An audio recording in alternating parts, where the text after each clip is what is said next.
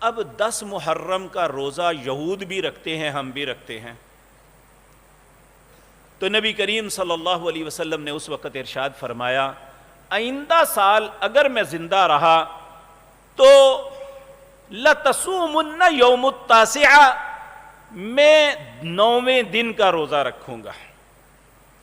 یعنی یہود کی مخالفت میں یہ عاشورہ والا روزہ 9 تاریخ کو رکھوں گا۔ اور اس روزے کے متعلق نبی کریم صلی اللہ علیہ وسلم نے فرمایا جو شخص عاشورہ کا روزہ رکھے گا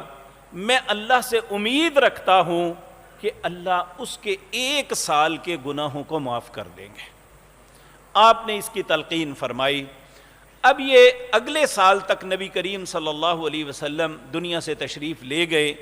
آپ کا عمل ہمارے سامنے نہیں، اب اس معاملے میں